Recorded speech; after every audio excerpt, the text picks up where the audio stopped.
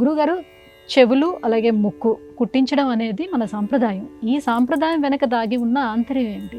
దేహంలో 72,000 విధాలుగా నాడీ మండల వ్యవస్థ విస్తరింపబడి ఉంది. ఆధునిక వైజ్ఞానిక శాస్త్రం కూడా ఈ అంశాన్నే స్థిరీకరించింది.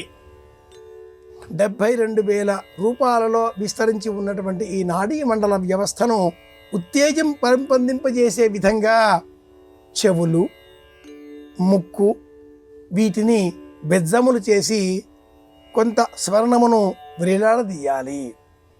వేగనస్ అనే ఒకనొక నరం నాడీ వ్యవస్థ ఈ చెవి చివర నుంచి హృదయానికి చేరి ఉంటుంది.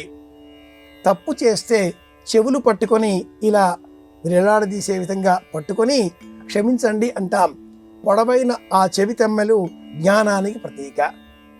చేతులతో పట్టుకుని లాగకుండా కర్ణాభరణాలు ముందుగానే ఆ చెవికి చిన్న బెజ్జం చేసి వేలాడదీసి ఉన్నట్లయితే ఈ చెవి అలా సాగి జ్ఞానం వస్తుంది కనీసం. అందుకని ఇవి. అదేవిధంగా మనం గాలి తీసుకునే సమయంలో సూర్యనాడి, చంద్రనాడి, ఇడ పింగళిక, మధ్య సుషుమ్న ఈ రెండింటినీ గమనించినప్పుడు హంస అంటారు, స్వీకరించేటటువంటి గాలి. ఈ గాలిని నియంత్రించాలి. రెండు వైపులా వదిలిపెట్టే గాలి సమానంగా ఎప్పుడూ ఎవరికీ రాదు. ఈ వైపున గాలి ఎక్కువగా బయటికి వస్తుంది, మనసు ఉద్వేగపూరితంగా ఉంటుంది. గమనించవచ్చు ఇప్పుడు కూడా ఎవరైనా కూడా ఇలా వేలు పెట్టుకొని. ఎడమ వైపున గాలి ఎక్కువగా వస్తున్నప్పుడైతే ప్రశాంతంగా ఉన్నారు అని అర్థం. ఈ గాలిని నియంత్రించే నిమిత్తమై నాసాగ్రే నవమౌక్తికం కరతలే వేణుంకరే కంకణం.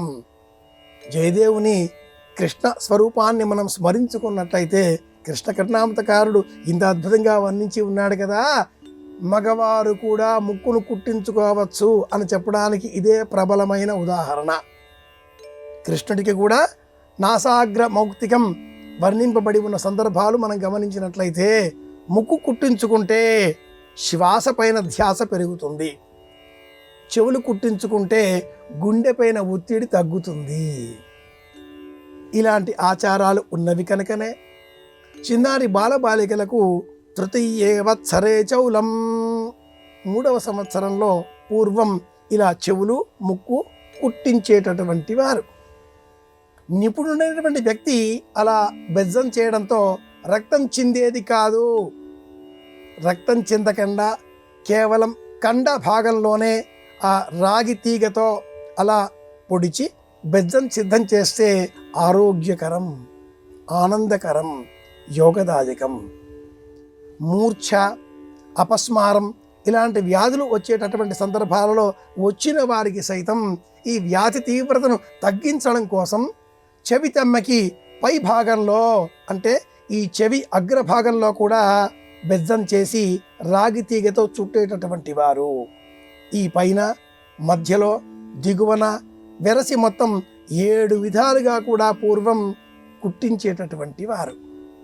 ఏ ఆచారమైన, ఏ శాస్త్రమైన వైజ్ఞానిక కోణంతో ఆలోచించినట్లయితే మనం అబ్బుర పడిపోక తప్పదు.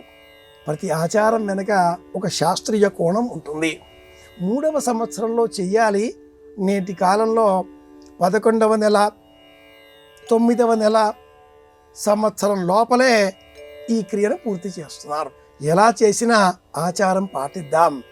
అందరి క్షేమాన్ని కోరుదాం.